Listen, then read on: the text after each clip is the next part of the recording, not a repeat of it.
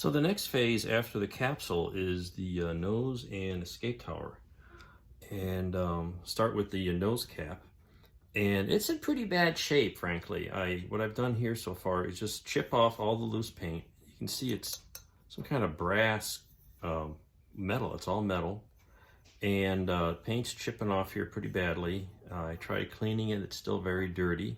It's got these hooks. That's how it holds on to the rest of the assembly, and it's, I don't know, welded or soldered on here. These pins on the inside, if you can see any of that. But anyway, those are fine. It's going to go with that. But I'm going to have to, this paint is so thick, I don't want to take it all off. So what I've been doing is just using acro putty to smooth that out and sand it all down. And I think what I'm going to do is, again, maintaining these light stripes. It looks like they had a two-part painting process where they put a light gray here, masked it, and then did the dark gray. And I think what I'm going to do is just take some thin Tamiya masking tape, cover all these up to maintain that color. And it's sort of a spot, splotchy approach. It's not uniform. And just cover those up and patch that up and repaint the entire thing. And I think I can get away with using the same semi-gloss spray can that I use on the base or the adapter section. I'll double check that color, but that's going to be the plan. We'll see how that goes. So now, looking at the nose of the capsule, I went back and knocked out some more of the loose paint, put a little more putty on the edges, and I'm gonna have to sand that down a little more and put a little primer on it. I've done pretty much that on the nose capsule itself. Knocked off the loose paint, sanded it, and hand brushed some Mr. Surfacer 1000 on it. I would have had 500, but I didn't have any.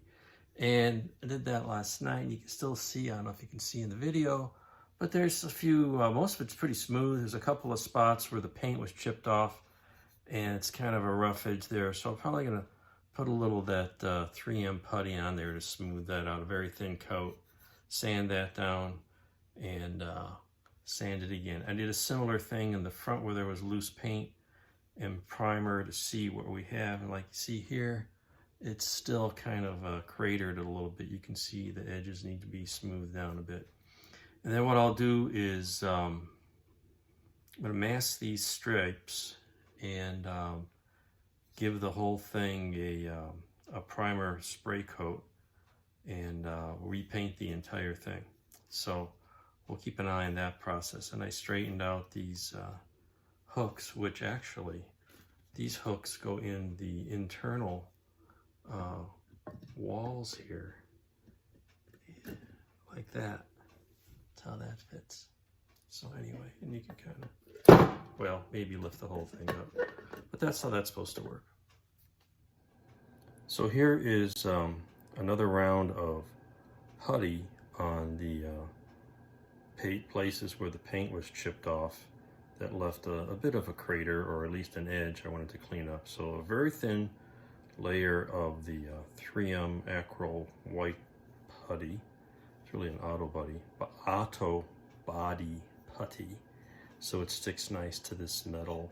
It sticks to anything, and it comes smooth and it doesn't flake off. So we'll sand that down and show what that looks like. Okay, I sanded it down, and I have a hand-painted coat of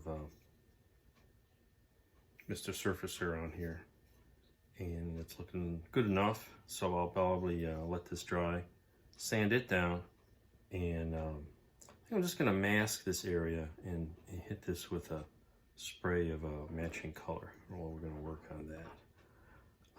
And then we'll mask this, prime it, and spray it, get some white on there. So that's coming along. So the nose section was all cleaned up. Got the hand priming done. I've sanded that down with some fine sanding pad.